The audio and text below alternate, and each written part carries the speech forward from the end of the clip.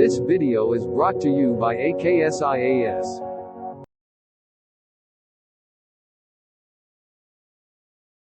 ఈ టాపిక్లో మనం చూడబోయేటటువంటి అంశం ఆయుష్మాన్ భారత్ డిజిటల్ మిషన్. ఈ మధ్యకాలంలో మీ అందరికీ తెలుసు, కోవిడ్ కారణంగా దేశంలో ఆరోగ్య రంగం పైన ప్రభుత్వాలు ఎంత ఎక్కువగా దృష్టి సారించాలి అనేటటువంటి అంశాన్ని ప్రత్యేకించి చెప్పాల్సిన అవసరం లేదు. ఎందుకంటే మనందరం కూడా అందులో భాగస్వాములమే, బాధితులం కూడా. రైట్, ఎవరికో తెలిసినటువంటి వ్యక్తులు చనిపోవడము, మనమే కోవిడ్ కారణంగా కొన్ని ఇబ్బందులు పడ్డము, ఇవన్నీ కూడా మనం ఎదుర్కొన్నటువంటి అంశాలు. సో ఇందులో భాగంగానే 2020 కోవిడ్ జరుగుతున్నటువంటి తరుణంలో ఒక వీడియో కాన్ఫరెన్స్ ద్వారా నరేంద్ర మోడీ గారు ఆయుష్మాన్ భారత్ డిజిటల్ మిషన్ అనేటటువంటి ఒక హెల్త్ డిజిటల్ మిషన్ అనే దాన్ని తీసుకొచ్చారు. అంటే దేశంలో ఉన్నటువంటి ఆరోగ్య రంగానికి సంబంధించినటువంటి విషయాలన్నింటినీ కూడా డిజిటీకరణ చేయడం ఈ ప్రోగ్రాం యొక్క ముఖ్య ఉద్దేశం. ఇందులో భాగంగా మీరు చూస్తే ఇది అసలు న్యూస్లో ఎందుకు ఉంది, ఫస్ట్ పాయింట్. ఇది న్యూస్లో ఉంది అనే పాయింట్ తెలుసుకున్న తర్వాత డైరెక్ట్గా డిజిటల్ మిషన్కి వెళ్ళిపోకూడదు. అసలు ఆయుష్మాన్ భారత్ అంటే ఏంటి ఇక్కడే చెప్పేస్తాను. అది ఆయుష్మాన్ భారత్ డిజిటల్ మిషన్ అంటే ఏంటి, తర్వాత అందులో ఉన్నటువంటి లక్ష్యాలు, అలాగే అందులో ఉన్నటువంటి ఫీచర్స్, దాని తాలూకా అడ్వాంటేజెస్, డిసడ్వాంటేజెస్. సో ఇందులో భాగంగా కనుక మీరు అర్థం చేసుకుంటే, ఫస్ట్ ఇది న్యూస్లో ఎందుకు ఉంది అనేటటువంటి అంశం మీరు చూస్తే ఆల్రెడీ మీకు ఇక్కడ చూపించాను. ఆయుష్మాన్ భారత్ డిజిటల్ మిషన్, దీని తాలూకా సేలియన్ ఫీచర్స్. అంటే ఈ మధ్య కాలంలో న్యూస్లో ఏమొచ్చిందంటే, India has committed to digital health అని చెప్పి ఒక న్యూస్లో వచ్చింది. న్యూస్లో ఒక చిన్న ఆర్టికల్. ఈ ఆర్టికల్ నేను చూపిస్తాను మీకు. దానికన్నా ముందు ఆయుష్మాన్ భారత్ అనేటటువంటి చెప్తా. నరేంద్ర మోడీ గారి ప్రభుత్వం వచ్చిన తర్వాత 2017లో ఈ ఆయుష్మాన్ భారత్ అనేటటువంటి ప్రోగ్రామ్ని తీసుకొచ్చారు. 2018లో ఇది అమల్లోకి వచ్చింది అనుకోండి.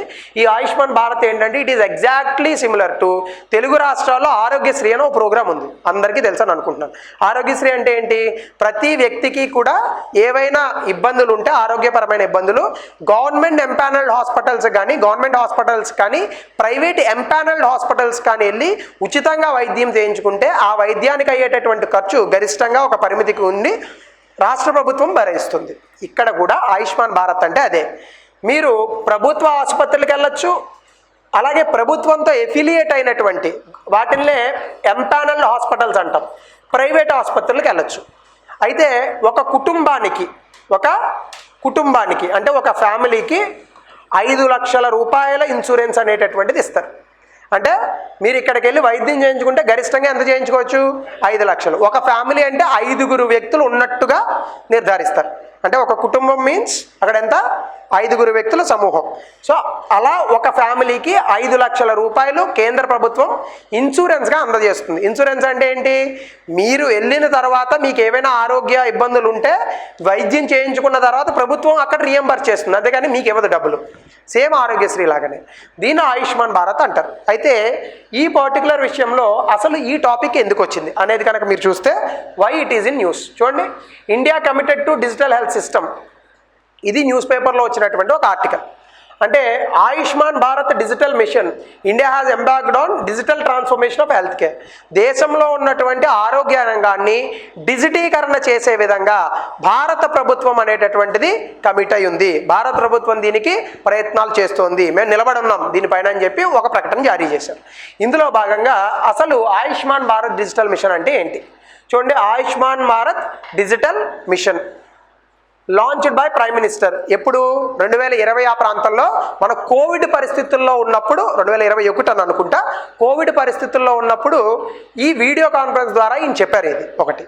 ఇంకా అది అమల్లోకి రాలా, కానీ ప్రయోగాత్మకంగా 6 యూనియన్ టెరిటరీస్, కేంద్రపాలిత ప్రాంతాల్లో దీన్ని ప్రయోగాత్మకంగా చేపట్టారు. రైట్. సో ఎయిమ్ ఏంటి, దీని తాలూకా లక్ష్యము, to provide digital health IDs. ఇప్పుడు మనందరికీ ఆధార్ కార్డు ఉంది కదా, ఆధార్ కార్డు మాదిరిగానే మనందరికీ డిజిటల్ హెల్త్ ఐడి అని ఒకటి ఇస్తారట. అంటే అది కూడా ఒక కార్డులో ఉంటుంది. ఈ కార్డు ఎందుకు, మీరు ఫింగర్ ప్రింట్ వేస్తే ఆధార్లో మీ తాలూకా డీటెయిల్స్ అన్నీ వస్తాయా. ఈ డిజిటల్ హెల్త్ ఐడి కనుక ఒక పర్టికులర్ దానికి ఒక చిప్ ఉంటుంది, దానికి కొన్ని పాస్వర్డ్స్ ఇవన్నీ ఇస్తారు. ఇవన్నీ మీరు ఎంటర్ చేస్తే మీ ఆరోగ్యపరమైనటువంటి విషయాలు మొత్తం ఇందులో పొందుపరచబడతాయి. అంటే ఇప్పుడు ఫర్ ఎగ్జాంపుల్ మీరు 1వ సంవత్సరం నుంచి ఒక చిన్న పిల్లవాడికి హెల్త్ ఐడి కార్డు తీసుకున్నారనుకోండి, అంటే వాడు ఎప్పుడు పుట్టాడు, వాడి బ్లడ్ గ్రూప్ ఏంటి, వాడికి ఇనీషియల్గా ఏమైనా డిసీజులు వచ్చాయా, దానికి వైద్యం ఏం చేశారు, చేసిన వైద్యానికి ఏ ట్యాబ్లెట్లు వేశారు, ఎన్ని ఇంజక్షన్లు పొడిచారు, పొడిచినప్పుడు వాడు ఏడ్చాడా లేదా, మొత్తం అన్ని ఇన్ఫర్మేషన్. దీనివల్ల మీకు ఏమవుతుంది, ఎప్పుడైనా మీరు హాస్పిటల్కి వెళ్తే ఇంకా మళ్ళా మీ ఆరోగ్యపరమైనటువంటి విషయాలను తెలుసుకునే ప్రయత్నం డాక్టర్ చేయగలదు. జస్ట్ ఐడి కొట్టేస్తే మీ ఇన్ఫర్మేషన్ మొత్తం వచ్చేస్తుంది. అలా ఒక డిజిటల్ హెల్త్ ఐడిని ఇస్తారు. అలాగే మొత్తం దేశంలో ఉన్నటువంటి ప్రజలందరికీ ఇస్తారు ఇది. దాంతోపాటుగా హాస్పిటల్స్కి, ఇన్సూరెన్స్ కంపెనీలకు, అలాగే దేశంలో ఉన్నటువంటి ప్రజలకి ఎలక్ట్రానిక్గా ఇవన్నీ అందిస్తారు. ఇన్సూరెన్స్ కంపెనీస్కి ఎందుకు ఇస్తారు? ఒకవేళ ఎవరికైనా ఇన్సూరెన్స్ ఇవ్వాలని అనుకుంటే వాటికి రకరకాల టెస్టులు చేయాల్సి ఉంటుంది. ఆ టైం సేవ్ చేయొచ్చు కదా మనం. హాస్పిటల్స్కి ఎందుకు ఇస్తారు? ఇప్పుడు ఫర్ ఎగ్జాంపుల్ ఒక వ్యక్తి ఉన్నాడు, ఏదో కోమాలో పడి హాస్పిటల్కి వెళ్ళాడు అనుకోండి, అతను బ్లడ్ టెస్ట్ చేయాలంటే మళ్ళీ బ్లడ్ తీసుకోవాలి. అలా కాకుండా డిజిటల్ హెల్త్ రికార్డ్స్ ఉంటే ఇతనికి ముందు ఏ వ్యాధులు ఉన్నాయి, ఎన్ని ఇబ్బందులు వచ్చాయి, ఇవన్నీ చెప్పొచ్చు కదా మనం. సో దానికి గాను హాస్పిటల్స్ కూడా ఇన్ఫర్మేషన్ ఇస్తారు. అలాగే మన ఇన్ఫర్మేషన్ మన దగ్గర కూడా పెట్టుకోవచ్చు మనం. సో ఆ డిజిటల్ హెల్త్ కార్డ్స్ అనేది అందుకు. ఈ ప్రాజెక్ట్ని ప్రయోగాత్మకంగా మనకున్నటువంటి 6 యూనియన్ టెరిటరీస్, జనరల్గా 8 ఉన్నాయి, బట్ 6 కేంద్రపాలిత ప్రాంతాల్లో దీన్ని అమలు చేశారు ప్రయోగాత్మకంగా. అంటే ముందు ప్రయోగం చేశారు, ఎందుకంటే తక్కువ జనాభా కదా, దాంట్లో ఉన్న లోటుపాట్లు తెలుస్తాయి. మీరు జనరల్గా చూస్తే ఇవి features. Health ID, first health ID అనేది వస్తారు. ఇది ఎవరికి ఇస్తారు? దేశంలో ఉన్న ప్రతి వ్యక్తికి ఇస్తారు. అంటే ఆధార్ కార్డు ఉన్న ప్రతి వ్యక్తికి హెల్త్ ఐడి ఇంకోటి వస్తుంది, అంటే హెల్త్ కార్డు.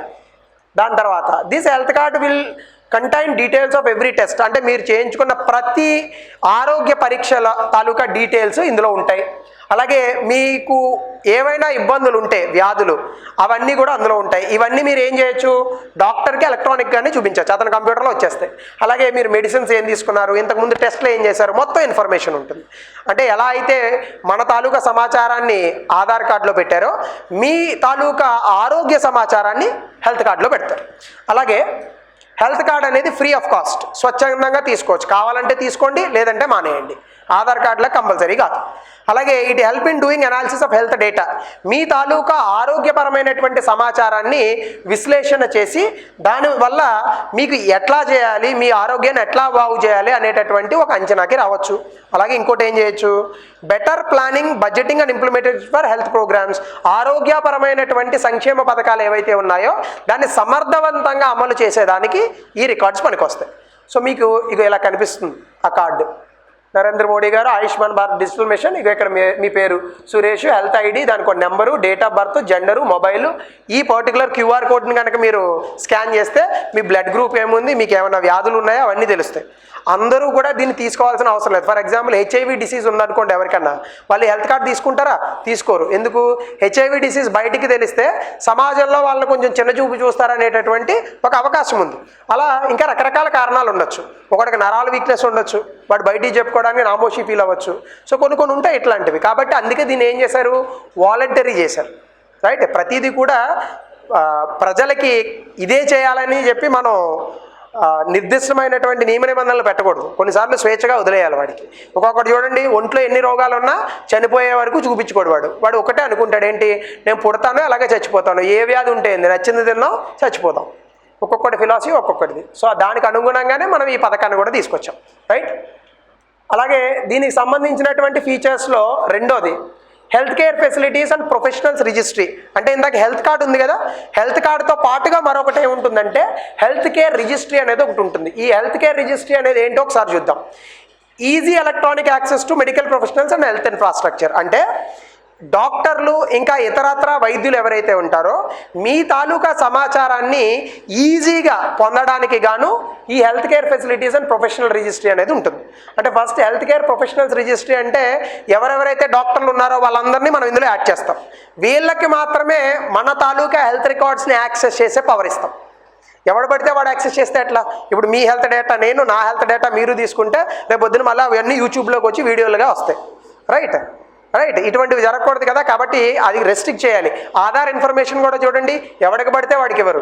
ఆ ఫింగర్ ప్రింట్ వేసేటటువంటి అధికారం కేవలం మీ సేవల్లో మాత్రమే దొరుకుతుంది, లేదా సిమ్ కార్డు తీసుకుంటే దొరుకుతుంది. అంతేగాని మీరు నేను ఆధార్ను పొందాలంటే ఎక్కడ పడితే అక్కడ వేలు ముద్ర వేస్తే ఏదైనా జరగచ్చు. సో అది పాయింట్. అలాగే ఈ database will have records of countries health facilities, అంటే దేశంలో హాస్పిటల్ ఎక్కడ ఉన్నాయి, హాస్పిటల్లో ఎన్ని బెడ్స్ ఉన్నాయి, ఎన్ని ఆక్సిజన్ సిలిండర్స్ ఉన్నాయి, ఈ సమాచారం లేకే కదా ఈ మధ్యకాలంలో కోవిడ్లో చాలామంది ప్రాణాలు కోల్పోయారు. ఇటువంటి డేటాబేస్ని మొత్తం కూడా మనం ఎక్కడ పెడతాం, ఈ health care facilities and professional registry, అలాగే health care facilities registry. Professionals అంటే డాక్టర్ల తాలూకా సమాచారం, ఫెసిలిటీస్ అంటే మనకు ఉన్నటువంటి సౌకర్యాల తాలూకా సమాచారం. ఈ రెండు ఇందులో భాగంగా ఉంటాయి. అంటే 3 చెప్పాను, 1 హెల్త్ ఐడి, 2 హెచ్పిఆర్, 3 హెచ్ఎఫ్ఆర్. ఏదైనా అడగచ్చు ఎగ్జామ్లో. అలాగే ఫీచర్స్, ఇందులో ఉన్నటువంటి కొన్ని ముఖ్య అంశాలు కూడా చూస్తే మీరు Ayushman Bharat digital machine sand box అని ఒకటి ఉంది. శాండ్ బాక్స్ అంటే నిజంగా ఇసుక ఉంటుందని అనుకోవద్దు. It is a framework for technology and product testing health information provider or health information user. అంటే ఇక్కడ ఒక ఫ్రేమ్వర్క్ని తయారు చేసి ఈ పర్టికులర్ టెక్నాలజీని మీరు ఎట్లా వాడాలి, దీనికి సంబంధించినటువంటి నియమ నిబంధనలు ఎట్లా పెట్టాలి, ఈ ప్రోడక్ట్ని మనం ఎట్లా టెస్ట్ చేయాలి, వీటికి సంబంధించిన టెక్నికల్ ఇష్యూస్ అన్నీ కూడా ఈ భారత్ డిజిటల్ శాండ్ బాక్స్లో ఉంటాయి. చూడండి, మీకు అక్కడే రాశాను, టెక్నాలజీ అండ్ ప్రొడక్ట్ టెస్టింగ్. ఈ పర్టికులర్ టెక్నాలజీ ఇందులో వచ్చినటువంటి కొన్ని ఏవైనా నూతన సాంకేతికతను టెస్ట్ చేయడానికి కానీ, health information provider or health information user. Health information provider అంటే ఎవరు, ఈ ఆరోగ్య సమాచారానికి సంబంధించినటువంటి సమాచారాన్ని ఇచ్చేటటువంటి వ్యక్తి. యూజర్ అంటే ఎవడు, వాడుకునేటటువంటి వ్యక్తి. ఈ మొత్తం అంతా కూడా ఒక చోట పెడుతున్నాం, దాన్ని ఏమన్నా మనం శాండ్ బాక్స్ అన్నాం. అంటే సింపుల్గా చెప్పాలంటే ఎవరు తాలూకా ఇన్ఫర్మేషన్ ఉంటుంది, అంటే ఏ వ్యక్తుల సమాచారం ఉంటుంది, ఈ సమాచారం ఎవరు వాడుకోగలరు, ఒకవేళ ఈ సమాచారాన్ని వాడుకోవాలని అనుకుంటే ఎవరెవరికి మనం ఆ యాక్సెస్ ఇవ్వాలి, ఎప్పుడు ఇవ్వాలి, ఎలా ఇవ్వాలి, ఇవన్నీ ఇందులోకి వస్తాయి. దీన్ని ఇంప్లిమెంట్ చేసేటటువంటి agency, most important part in the exam, ఎవరది, national health authority, ministry of health and family welfare. So అందులో భాగంగానే దీన్ని మనం చేస్తున్నాం. ఈ మొత్తం Ayushman Bharat digital health mission ఇదంతా కూడా నేషనల్ హెల్త్ పాలసీ 2017లో భాగం. ఇది మళ్ళీ ఏదో కొత్తది అనుకునేది. మనకి నేషనల్ హెల్త్ పాలసీ అని, national education policy, health policy ఇలా వస్తాయి. ఎడ్యుకేషన్ పాలసీ 2019లో వచ్చింది, హెల్త్ పాలసీ 2017లో వచ్చింది. అందులో భాగంగానే తీసుకొచ్చారు దీన్ని కూడా. సో మీరు చూస్తే దీనివల్ల వచ్చే బెనిఫిట్స్ ఏంటి, డాక్టర్స్కి వైద్యం చేయడం చాలా ఈజీగా అవుతుంది మీకు. ఎందుకంటే మీరు ఇప్పుడు హైదరాబాద్లో అనుకోండి, ఈజీగా మీరు ఎక్కడికైనా వెళ్ళి టెస్టులు చేయించుకోవచ్చు. హైదరాబాద్ కానీ, ఢిల్లీ కానీ, ఏవైనా మెట్రోపాలిటన్ సిటీస్లో టెస్టులు ఈజీగా చేసుకోవచ్చు. ఎక్కడో మీరు మారుమూల ప్రాంతంలో, ఏదో మహబూబ్ నగర్ లేదా కరీంనగర్ జిల్లాలో ఉన్న బాగా సుదూర ప్రాంతంలో, ఒక గ్రామీణ ప్రాంతంలో ఉన్నారనుకోండి, బ్లడ్ టెస్ట్ చేయించుకోవాలన్నా మీరు ఒక 10 కిలోమీటర్లు ట్రావెల్ చేయాల్సి ఉంటుంది. అట్లా కాకుండా ఆల్రెడీ మీకు సంబంధించినటువంటి ఆరోగ్యపరమైనటువంటి విషయాలన్నీ ఒక చోట ఉంటే సో డెఫినెట్గా అది ఈజీ అవుతుంది డాక్టర్స్కి. అలాగే easy access and exchange of health records, అంటే మీకు సంబంధించినటువంటి ఆరోగ్య సమాచారాన్ని మార్చుకోవడం కూడా చాలా ఈజీ అవుతుంది. It create integration with in the digital ecosystem. అంటే ఏ రకంగా అయితే మనం ఈ రోజున లావాదేవీలు చేయడానికి ఫోన్పే సిస్టమ్ని వాడుకుంటున్నామో, రేపొద్దున ఆరోగ్యానికి సంబంధించినటువంటి ఈ సేవలు అందించడానికి కూడా ఈ digital health card, digital health machine వాడుకోవచ్చు. సో అది విషయం. ఇది డిజిటల్ హెల్త్ మిషన్లో భాగం. మీరు ఒకసారి చూస్తే ఇక్కడ చూడండి, citizens and patients.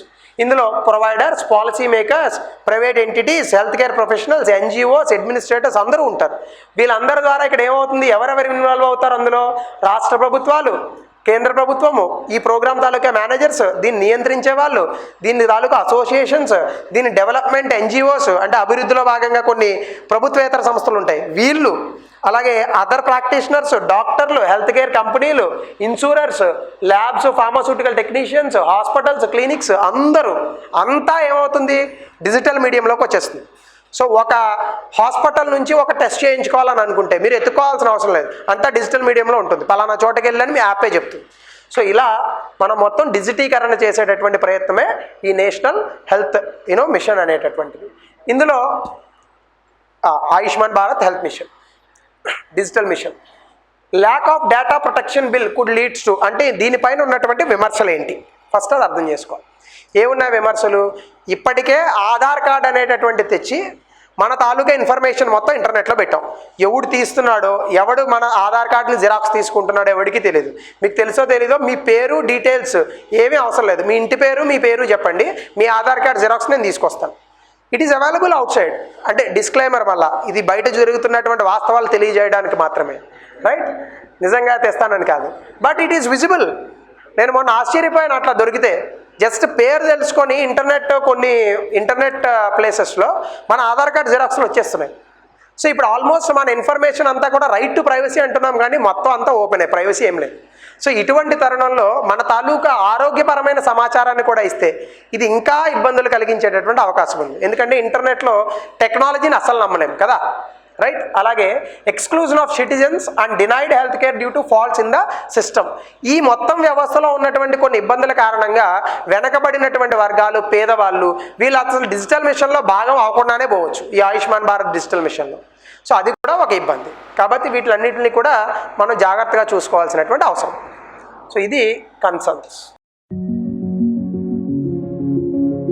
This video is brought to you by AKSIAS.